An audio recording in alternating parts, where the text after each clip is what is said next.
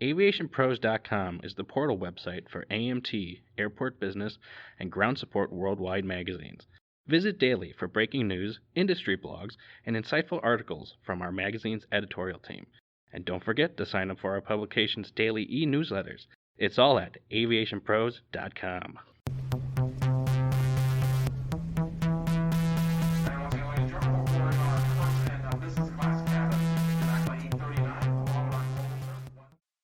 Hello and welcome to the Aviation Pros podcast. I'm Christina Marsh, editor of Airport Business. I had the pleasure of catching up with the Green Bay Austin Straubel Airport during the 2023 EAA AirVenture. I sat down with Airport Director Marty Piette to learn about some of the construction projects happening at GRB. Marty, welcome and thank you for joining us today. Yeah, really appreciate the opportunity to talk about all the great things going on at GRB. Awesome. All right, so the Green Bay Austin Straubel Airport is currently in the midst of a multi-phase improvement project. Could you give listeners a little background information on the improvement project, why this was necessary for the airport, and what phase GRB is currently in? Yeah, so we call it a multi-phase improvement plan mainly because there's just a number of different projects that are going on simultaneously. And it really just goes back to keeping up with our infrastructure and making sure that not only the airfield, but even the public side of our airport environment is updated and continues to provide safe and efficient operations. So again, we've got 3 projects underway right now, with a fourth starting at the end of this year. The first project that we started began in April of this year, and that was the repaving of our short-term and long-term parking lots. So that's kind of the forward-facing part of the airport terminal building. And again, it's just rebuilding the parking lots, but then doing some aesthetic work around the parking lot, replacing some old highway beam guard as a perimeter around the parking lot with new decorative fencing and some landscaping. Also upgrading the lighting in the parking lot to LED, and then also including some security enhancements with CCTV.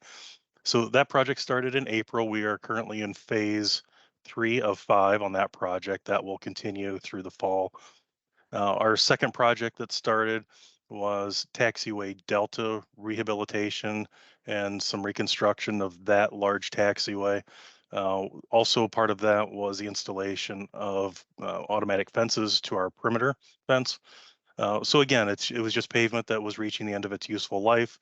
Uh, Funny enough, I mean, there's another piece of that project, which is taxiway alpha, and that was the last piece of asphalt that we had on the airfield. So replacing that with concrete, and that actually used to be the original runway for the airport, but that'll now be rebuilt in concrete.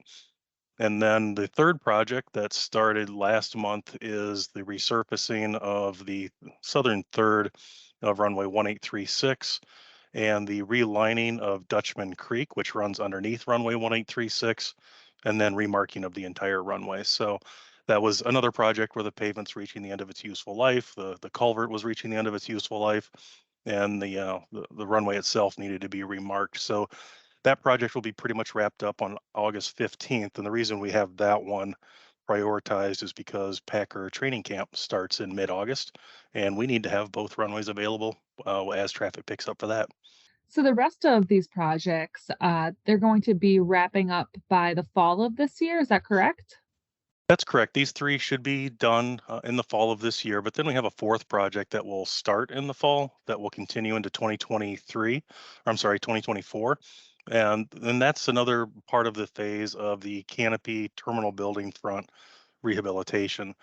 So we've already done a number of things to the front of the terminal building with repainting and reconstructing the large canopy, new drive lanes, curbs, sidewalks.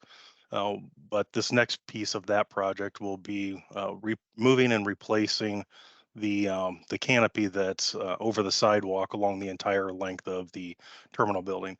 So we'll run out of weather this year for that, but we can at least get started on that project, and that'll be wrapped up then next year, early 2024. Okay. So the runway rehabilitation work, that's something that airports have to face and have to deal with over time as runways start to reach the end of their life. Um, what are some of the challenges associated with projects like that, and how do you overcome some of those challenges? Well, I think the first challenge is just funding. When you start looking at smaller regional sized airports like us, these are projects that typically are in excess of our entitlements.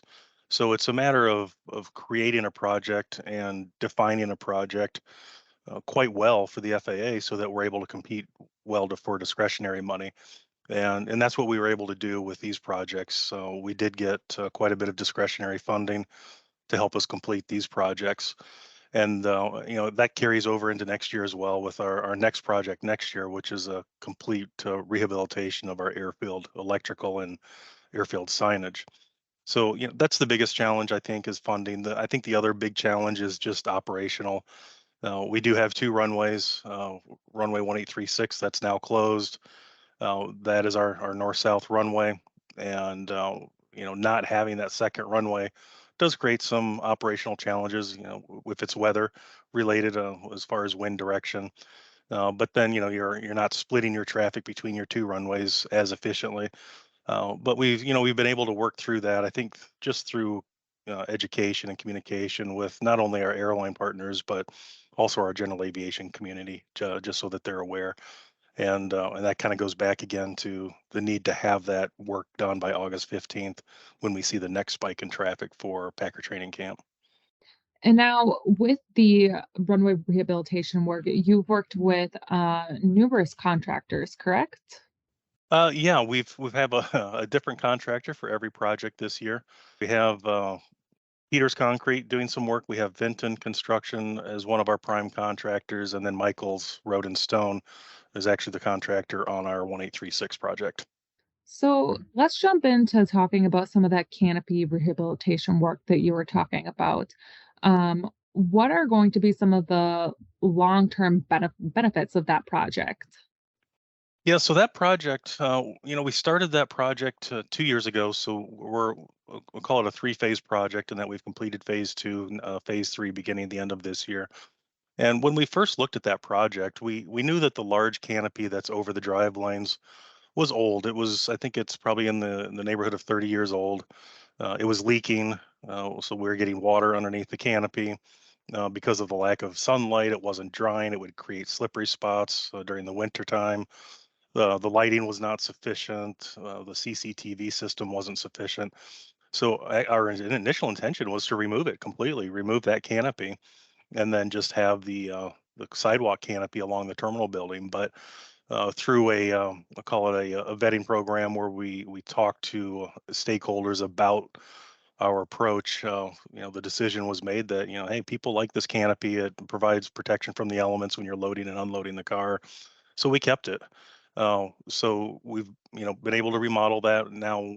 The canopy has been completely redone. So now, from a safety standpoint, there's no more leaking. We have new lighting underneath the canopy. We have new CCTV. So if there's ever an issue, we can kind of go back and see maybe what happened. But that provides a better environment for our passengers and just makes it easier to get in and out of our facility. Can you highlight what some of the benefits will be of investing in the repavement of the short-term parking lot and upgrading airfield signage? Yeah, so the parking lot, that's a benefit for our passengers that are flying in and out. Again, we've updated the lighting and updated the pavement surfaces. So and then from the aesthetic standpoint as well, it just makes it a safer environment to operate your vehicles in, and kind of keeps us up to date, if you will, rather than falling behind and things start falling apart. Now, the airfield typically gets most of the attention, which is why we did focus the last 2 years on the public side. But of course, the runway work is very important and critical. And you start talking about aircraft operating on unsafe surfaces. That's certainly not what you want. So we do have a pretty strong program where we watch. The pavement condition. The state helps us with that. The Bureau of Aeronautics with PCI studies, so we can keep track of that and be proactive in our repairs rather than waiting for stuff to fall apart. We try to get ahead of it before that happens. Absolutely. Marty, looking to the future, is there anything that Green Bay is currently prepping for, or what does the future look like for Green Bay?